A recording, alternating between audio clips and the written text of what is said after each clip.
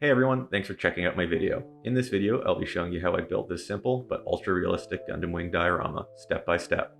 This is my first time ever putting together a Gundam, and I have to admit, it wasn't exactly a pleasure to build, but the results after it was painted was definitely worth it.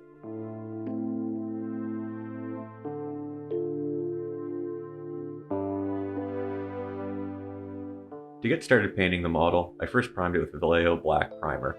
Then I went on to apply my first base coat of GW Administratum Gray through the airbrush. The entire tutorial for painting white that I used on this model can be found on Call of Paint's YouTube channel.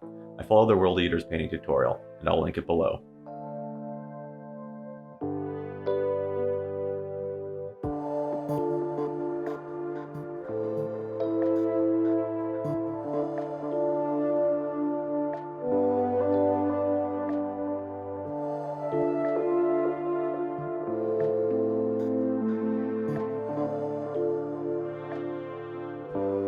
What I'm doing here is, again, just applying another highlight on top of the Administratum Gray. That's just going to be a Tamiya flat white, and that is going to be the final highlight on the Gundam. These final steps, you can really do whatever you want. These was basically just me painting in the details, adding a gloss varnish, doing some weathering to get the final effect on the Gundam, which in the end I was super pleased about. As you can see here, we have the finished product before I get started on the actual diorama base. So to build the actual diorama base, I'm just using a display base that I picked up from Michael's from a local craft store. And then I'm going to use some foam from a hardware store and cut that and actually start to build the base and the outline of what I want the diorama to look like.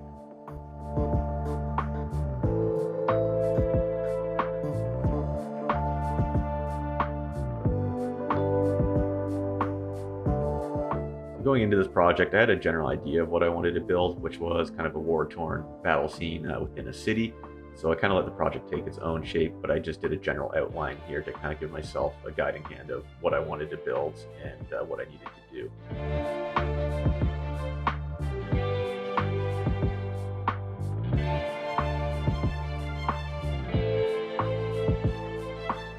I found these old pieces from a previous build that I did that ended up working perfectly for this diorama build. So I'm just shaping them for this diorama and then using a hot wire cutter to kind of shape them even better.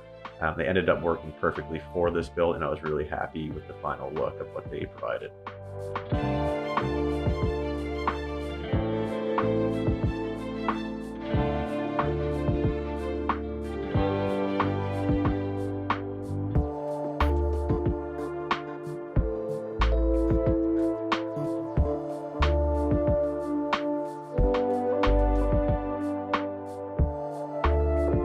To add a little bit extra realism to the diorama, what I'm doing is just using a hardwire brush, and I'm just scraping down any exposed areas of the foam. This is going to give a realistic concrete look once the diorama gets painted.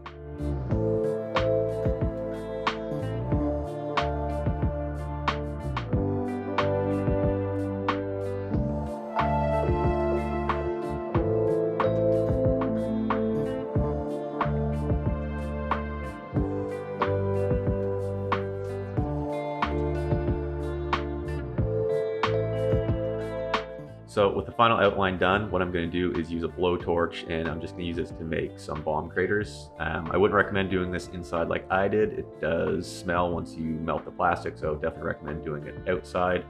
But it does give a really nice look for the bomb craters. You can cut this out by hand if you didn't have a blowtorch on hand. It would still look great, but this does make it look more natural.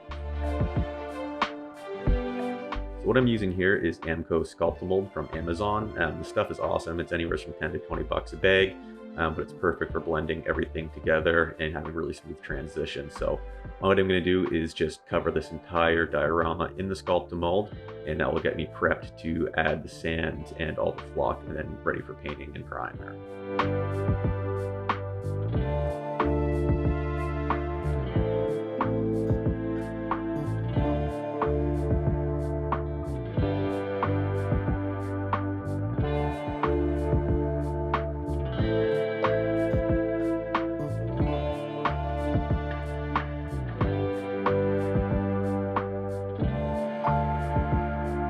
So to add a little bit extra realism to the diorama, I'm going to use some paper clips. I'm just going to cut the rubber portion off and then clip it.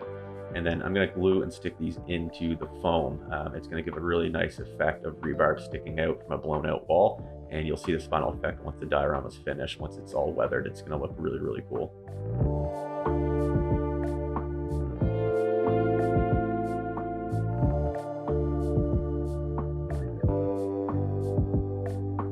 So all I've done here is added some 3D printed terrain, just some crates and barrels to the scene. And then I'm going to cover the entire thing in PVA glue to get it ready for basing with some sand.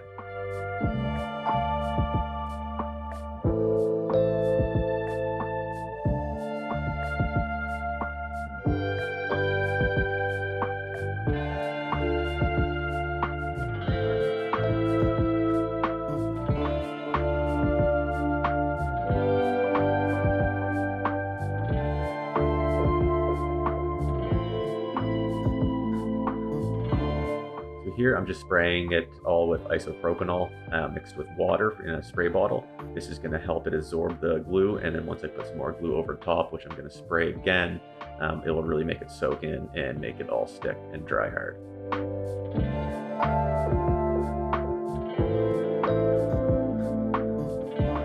Here I'm just using some homemade rubble. This is just made with plasterboard on tin foil, and then you let it dry for 20 minutes, crumple it up. Super easy to make and super cheap. So I'm gonna place this all over, try to make it look as realistic as possible where things were blown out and things collapsed. And then I'm gonna glue it all down with a mixture of glue and flow aid.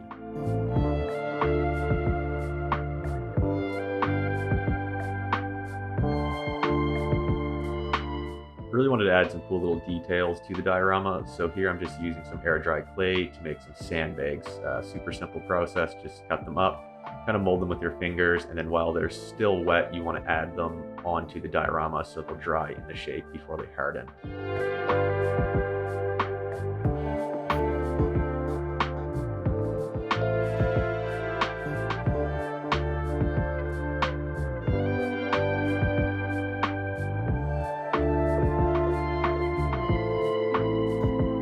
Here I'm just using some gray primer that I got at a hardware store. I'm just going to cover up any pink foam that's still showing through, so when I go to prime it black with the spray can, it's not going to melt the foam and it'll all be sealed in tight. So here you can see the finished after it's been sprayed, and now I'm going to start dry brushing. Now for the dry brushing step, you can really use whatever colors you want. I was going for a city rubble look, so I'm just using different grays, browns, and yellowish browns to give the overall desired effect on this build.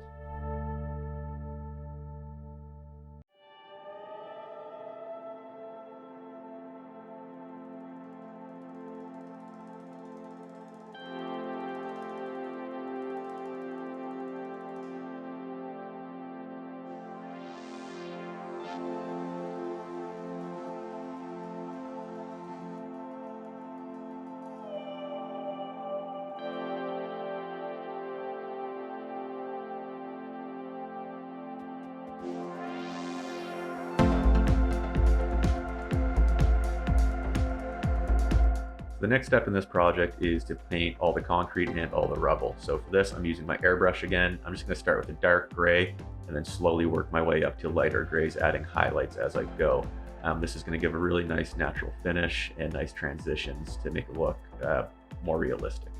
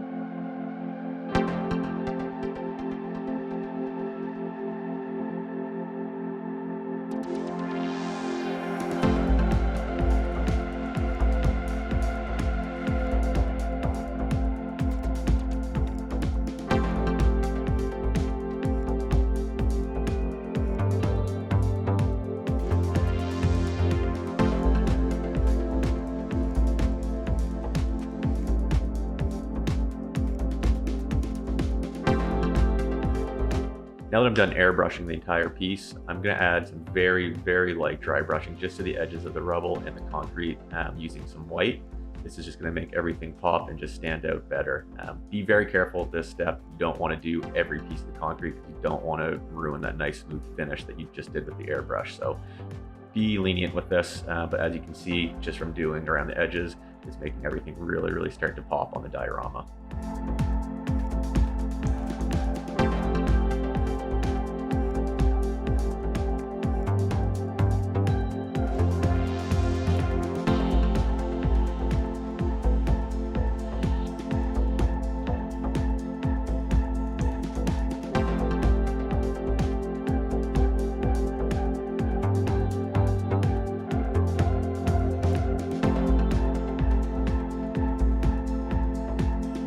So one of the final parts of this diorama is adding lots of weathering effects to it. For this, I'm just using oil mixed with white spirit, and I'm going to dab it all over and then use some extra white spirit to kind of wipe it off and give some realistic streaking effects all over it.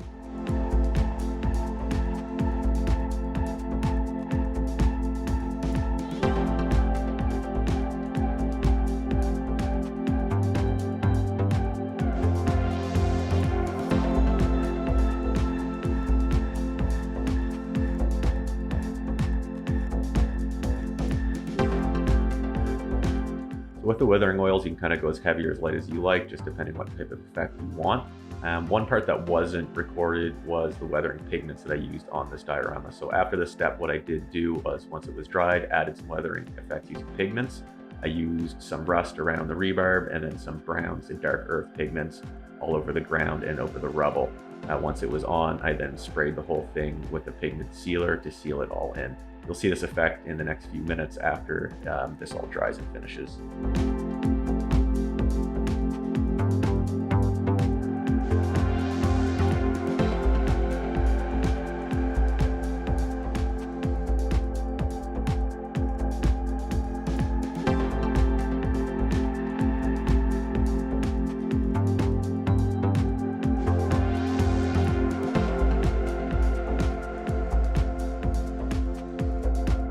So after I finish the weathering process, I'm just painting in the rest of the details on the diorama, starting with the barrels and then the crates and then also the sandbags. Again, I'm just using my airbrush for most of this and then a little bit of light dry brushing.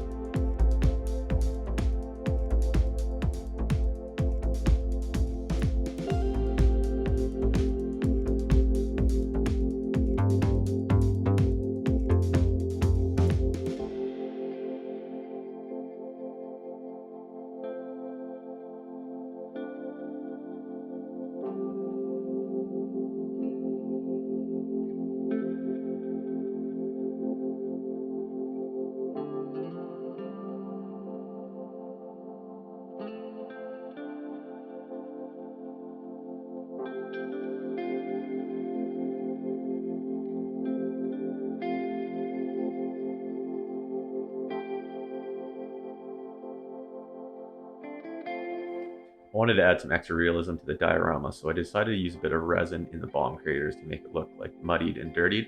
So I just used a 2-part resin from Amazon. It dries clear. I added some paint pigment into it, a little bit of brown and a little bit of green to make it look dirty, just like the rest of the diorama. So I poured this in, let it set for 48 hours, and then you'll see the finished effect here soon.